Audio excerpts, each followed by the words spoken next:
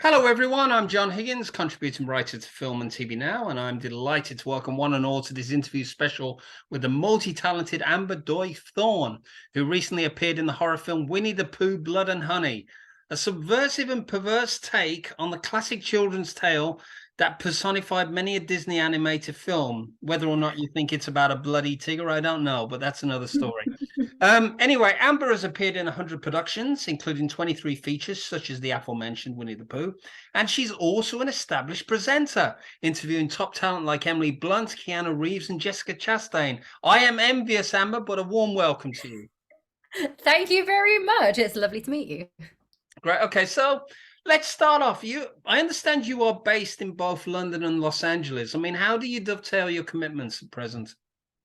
So London is like my favorite place. This is where I base myself. Then as and when I need to, I travel around. So like I've got bases around the UK. I'm originally from North Yorkshire, so that's where my family lives. So I kind of travel around all over the place. And then with the Winnie the Pooh Blood and Honey kind of press tour, we've been traveling all over the place for that as well. So like Mexico, Amsterdam, Sweden.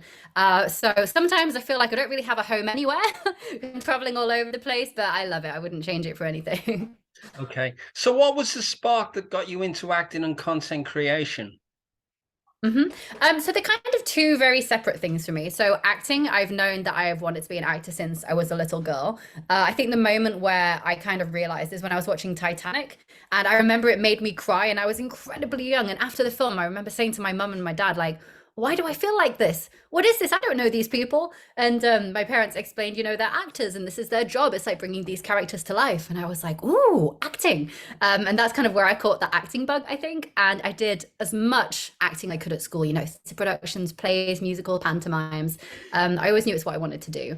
And I realized along the way, I was like, right, I need a plan B because acting's incredibly unstable.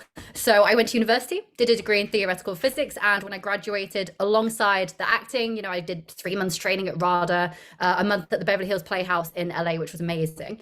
I thought, it's probably good to create my own content because especially when you're starting out, it's very difficult to get cast in productions, especially when you haven't done the full 3 years at drama school. So I thought, why not start creating my own content online?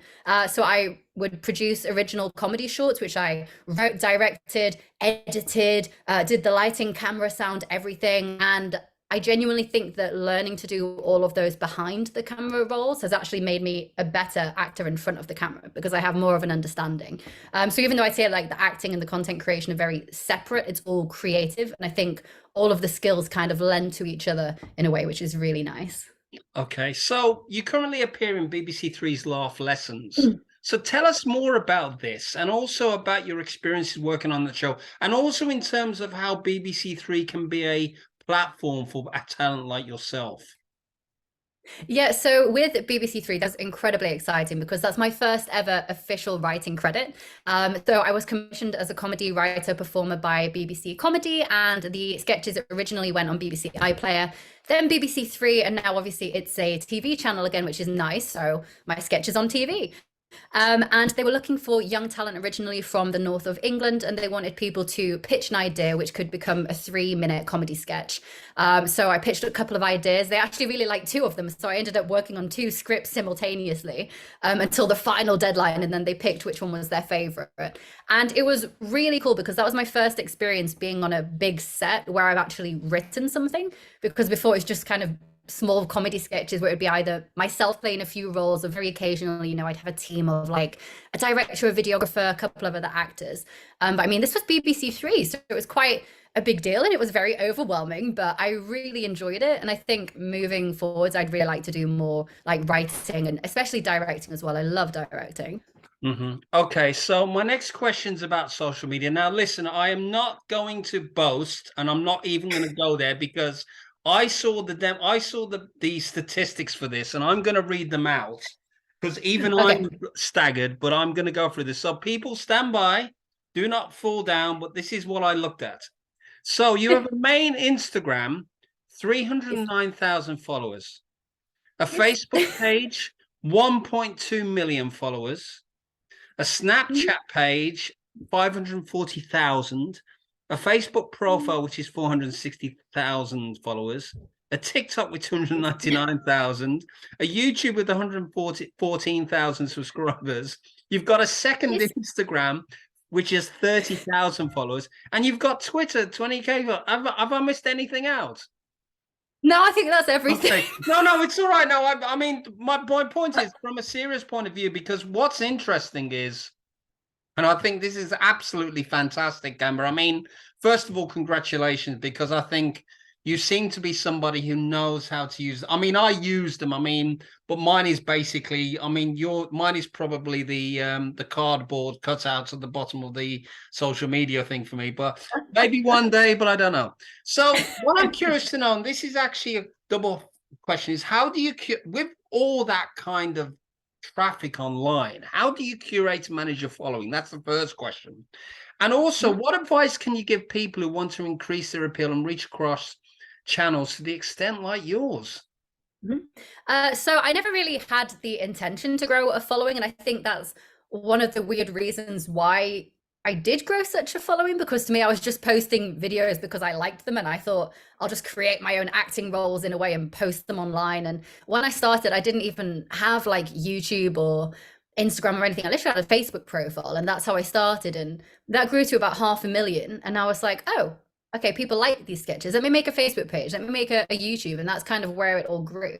I think things have definitely changed. Like for me, I was incredibly lucky. I think it was the right place at the right time. Like I started out on Facebook, and then I moved to Instagram, YouTube, and TikTok. But when I started, it was definitely like the golden age of Facebook. So like now, for example, I say it's the golden age of TikTok. So for people who want to grow a social media following, at the moment, I believe that TikTok is probably the best platform for you to do that. I follow a lot of actors on TikTok. There's so many great challenges going around. I think it's a great platform to showcase your talent, whether it's acting or something else. It can be difficult maintaining so many different channels because people expect you to upload different types of content to, say, Instagram to YouTube to Facebook. So there's kind of the expectation to have like 7 or 8 different pieces of content each week going live, which when I started out is what I used to do. But now, luckily, I've got lots of acting work going on. So sadly, I can't spend as much time on the social media, but I still try to do as much as I can, like especially behind the scenes when I'm like on set or doing, interviews or at a premiere. But I think the key thing with social media, if you want to grow a following, is being persistent and being genuine. People love when it's not like, an Instagram filtered perfect life. Show people like what you're actually doing. So my Instagram is kind of Instagram perfect, I guess, but on my stories, it's a lot more real and like just what I'm doing. So yeah, those are the 2 key things. I think be persistent and be genuine. Just be yourself. Okay, well, I think we get a sense of that because you've been persistent and genuine, and I think it's great to hear that because I think that's good advice, because I mean it's kind of evolved in a way. You haven't kind of just gone in and juggled several places. You've actually created Yeah. things and you're managing it in a very constructive way. So well done. So obviously I mentioned in the intro that you've interviewed top talents as well. You're a bit like me. I'm interviewing top talent here. So how do you prepare, and when you're preparing to interview somebody, and who have been your favorite interview subjects so far? Okay, so when I prepare, I kind of deep dive. I spend hours preparing. I like to watch as many previous interviews as I can. And I like to do a lot of research on the individual themselves. So not just the movie that I'm interviewing them for example, if it's an actor that's just done a film that's come out, I'll make sure to watch the film always. I think that's really important. And otherwise, yeah, I like to look into their background and their life, kind of other parts to them aside from the acting as well, because I think sometimes it's nice and you can bring out someone's personality more if you ask them about some other things. So for example, when I do interviews, the studios, like the big production companies, I've kind of built trust with them now over the years. And they know I'm not going to ask any like silly questions, spoilers or anything. So they allow me to do some really fun concepts. So alongside like a straightforward Q&A that you see in most interviews, I'm allowed to do like a fun game or something, which is kind of silly, but at the same time, it brings out this side to the actors that you don't normally see. Because with junkets and interviews, you kind of get the same question over and over again. So when there's something a little bit different, you can see people's eyes like light up a bit. So for me, I always make sure, let me do lots of research and maybe find out like their favorite film genre, and then we can play charades for like action films if that's what they love. And then second part of the question, It's really weird because every interview that I've done, I've enjoyed. Like I've been touch wood. I've been very lucky not to have like a bad interview experience so far. There's still time. And I'd say my favorites were probably, if I had to pick three, I think I'd say Arnold Schwarzenegger, just because he was a childhood hero of mine and so humble and kind and funny in real life. Is everything that I hoped he would be. And people say don't meet your heroes, but I've had a great experience meeting mine. So I'd say Arnie, Keanu Reeves. Again, I've heard that he can be difficult to interview, and he's one of my favorite actors. So I was very, very nervous going in, and he was the nicest person I've ever interviewed in my entire life. He is the purest soul I've ever met. I just think he's a wonderful human being. And then otherwise, probably Henry Cavill, because I am a very big fan of the Witcher games and the TV show and Superman. So another hero of mine. And as always, you know, he was a pleasure to talk to. So, but narrowing it down is difficult because they're no, it's really fine. lovely. I mean, I have done junkets myself, and often it's because you only get about 5 or 10 minutes, and it's like, well, how do you do it? So you never have enough time. So let's go back to your writing and producing of comedy shorts. I mean, when you're putting these together, I mean, what subjects and themes interest you? Who were your comic influences? So this is the thing. Growing up, I remember every year for my birthday, I would go and watch a comedian live. So it would either be someone like, let me think, Alan Carr, Jimmy Carr, Russell Peters, Omid Jalili. These were people I remember watching when I was younger. Sarah Millican, Miranda Hart, and there's so many different types of comedy that I enjoy. And I think the key thing for me when I was writing these sketches is I wanted them to be relatable. So most of the ones that I did that were most popular were things like how guys annoy girls, how girls annoy guys, like what it's like a girl's sleepover, like things that genuinely everyone can relate to. Because I think there are so many funny moments in day-to-day scenarios where even if it's not hilarious, it does make you chuckle because you think, oh, I do that. Hey, my best mate does that. So to me, it was literally just random scenarios or situations that I'd found myself in at some point in my life. And I kind of took influence from my favorite comedians who tell stories rather than like one-liner jokes, like little stories about situations that they've been in. And I thought I can do this with my life, but just turn it instead of a story into like a sketch. I hope that answers the question. Oh no, it's great. I mean, it is. I mean, it's interesting. It's very detailed and very constructive. So, given that you've created your own stuff, I mean, would you like to direct feature films in the future as a logical progression? I would absolutely love to. Like I've co-directed a couple of shorts in the past, but just kind of as in I've not been credited for it, but I've helped people direct and I've absolutely loved it.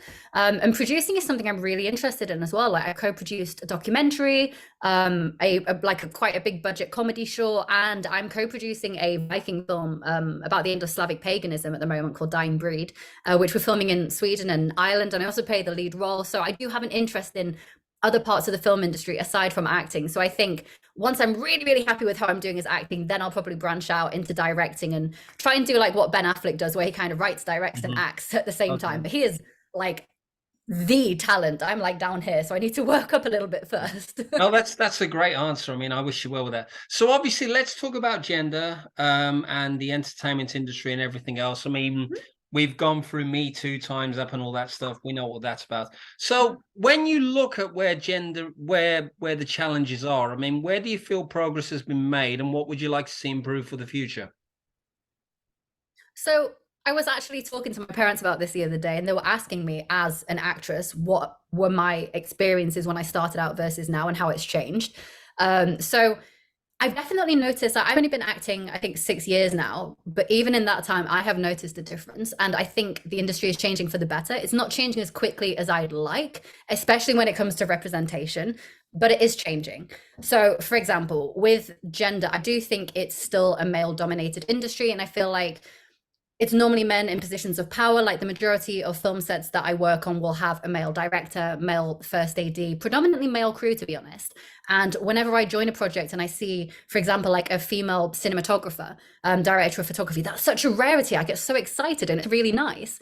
But I would say it is becoming more normal now for females to become crew members, because I feel like that was kind of taboo back in the day. I'd say the pay gap really frustrates me, but I know it's not just the acting industry. I know that's kind of across the board. And again, I think it's getting better. I've personally experienced it in many films where Like there was one film recently where I had 10 days on set and I got paid the same as a gentleman who did 2 days. And that was his first film. It was like my 98th film. And he had no training and I did. And I'm looking thinking like, how is this fair? It's not on training or experience. Is it literally because he's a guy? And then I found out the male crew members were getting paid more. So I do feel like it's improved. But behind the scenes, I don't know, I think it's going to take a bit longer. But on a more positive note, I feel like in other areas it's improved so much. Like obviously I'm a white woman, so I haven't experienced the kind of racism, but what I've seen recently makes me so happy. For example, Queen Charlotte, like the Little Mermaid, even like Tinkerbell, with people of BAME ethnicities being cast in roles which were traditionally for white people or characters who were Caucasian, real life people, I mean, sorry. And I think that's so nice because everything's been whitewashed for so long and it's finally changing. And I feel like now, finally, everyone with regards to different ethnicities is starting to have a bit more of an equal chance. And I'm hoping it's going to be the same with gender. And similarly, like with, again, it's not as great as I would like it to be, but I feel like we're seeing more and more representation for LGBTQ plus individuals on screen. It's one of the reasons why I love my character in Winnie the Pooh, Blood and Honey, Alice, because she's queer. She's in a female-female relationship, and it's very genuine and very authentic, and it's not shoved in the audience's faces. And I really like that because I feel like we don't see that enough. You know, normally if there's a queer character in a film, it's like their defining personality trait and it has to be shoved in the audience's face of it. And it's a lot. And a lot of people who are queer aren't like that. So yeah, that's a very long answer. Oh no, I feel like fine. I mean, I think what you've said is fantastic. I mean, I was actually talking to somebody the other day at a film festival, and we were talking about, you know, the challenges, the fact that it seems to be a challenge to get anything made. So there's always this undercurrent of what should be seen and what we want to. And I think everybody, I mean, that's the great thing. I mean, it's pleasing to see that there's more embracing of what's trying to be done. I think it's gradually coming through in the industry. We just have to hope for more as it goes. So we're gonna just wrap up with a couple of final questions, which I just want to know about, which is basically, you mentioned Titanic earlier, but who and what are your key cinematic influences? Ooh, okay, so director wise, if I had to pick three, I'd probably say Christopher Nolan, Quentin Tarantino, and Martin Scorsese. Because Tarantino, Pulp Fiction, classic. Scorsese, I think my favorite is Shutter Island. And Christopher Nolan, my favorite is probably Inception. I think all of their films as directors I have loved, I've been inspired by, and I feel like I've learned something as an actor. Actor wise, there's so many actors that I would consider as the greats, like Al Pacino, Robert De Niro. There's just too many to count, but I do find myself looking up a lot to the, I'd say, actors kind of the 50 plus age, because I love those like old films, you know, like Scarface is one of my all-time favorite films, and I feel like they don't really make movies the way that they used to back then. And I don't know, I think Al Pacino is like one of the best actors of all time. And then female wise, I love Emma Thompson. I love Phoebe Waller-Bridge. I think she's great. I love that she writes as well as acts, and she's absolutely hilarious. I think she's just like a perfect triple threat. Jennifer Lawrence is another one, actually. Really like her work, and she's another one where she's just hilarious, and I really like that, and I'd like to see her in more comedies. Well, I think she's doing one at the moment. Her latest film, she's playing a bit of a nymph. I can't remember the trailer. Yeah. And of course Phoebe Waller-Bridge is of course playing the goddaughter of Indiana Jones in Harrison Ford Swan Song in the Light of Destiny. So I have seen the clip. She seems to be up for it. So obviously my final two questions are, what's next for you in terms of projects, and finally, what are you most proud of about your career to date? Oh, that's a tough one. What am I most proud of? Oh, I'm gonna have to have a think about this for a second. In a way, you know, I kind of want to say Winnie the Pooh, Blood and Honey, just because we made that film in 8 days on a £20,000 budget, and it ended up with a worldwide cinematic release, and it took in over $5 million, which I think has probably only been done like once or twice in history. So as a champion for independent film, that makes me incredibly proud. And I know for a fact that the success of Blood and Honey is going to pave the way for more independent films to have a cinematic release. And that is all I could ever ask for. And I know that's going to create so many opportunities, and it literally warms my heart. So for that reason, I would say probably Blood and Honey. But then also the first film that I ever did, called The Seven, was one of my all-time favorite experiences, just because it was the first film that I ever worked on, and it was my first time kind of dipping my toe into the acting industry, and it will hold a really special place in my heart forever. So those are the two that I'm probably most proud of. And then I think I'm in pre-production for about 13 films, but I'm not going to go through that because that's a lot. Oh well, So I shall narrow it down to three. all I'll say is Amber. I think is there? I mean, is there a couple that you can share? Just to sort Yes. of wrap it up. I mean, which of these Yeah. 13 are we going to? Can we expect first? I wasn't going to say all 13. Don't you worry. We don't have all day. So I'll just quickly say three. I'll say my top three. So the first one is called The Baby in the Basket. Gothic horror set in 1940s Scotland. I play a nun, end up looking after a baby, which I think is the son of the devil. He may or may not possess me. There may be murders aplenty. I think it's going to be a challenging role, but I'm ready for it. That's the first one. The second one is it's called Mr. Hyde, The Untold Story, and it's kind of like Winnie the Pooh, Blood and Honey. It's a retelling of the classic tale of Dr. Jekyll and Mr. Hyde. There's a really great twist, which I wasn't expecting, and I play the villain, which is nice because I get told that I have like a nice, cute, innocent face, so I don't often get cast as the villain. So when I do, it's very, very exciting. And the third one is the one that I'm most passionate about. It's the Viking film that I mentioned, which I'm co-producing, called Dying Breed, and it follows a group of Rus Vikings. They're trying to sail to Scandinavia to find a safe haven, and they end up shipwrecked off the coast of England, where they come across a group of Saxons, including my character. And I think it's just a beautiful story. It's the true story of the history of Ukraine, which I think with the war at the moment, it is so important to get this story out there. And like I said, I'm also co-producing the film. I had a meeting with the producers today, and I said, look, I don't care what we have to do, but I want to make sure that we give some, if not all, of the film's proceeds to either a Ukrainian foundation who's looking after refugees, or if we can donate it directly to the country, whatever we can do, because I feel like the history is kind of being erased in a way, and kind of skewed a little bit. So to me, that's really important. And like I said, it's just a really beautiful story, and that's probably the one that I'm looking forward to the most, because it's got a very special place in my heart. My boyfriend's Ukrainian.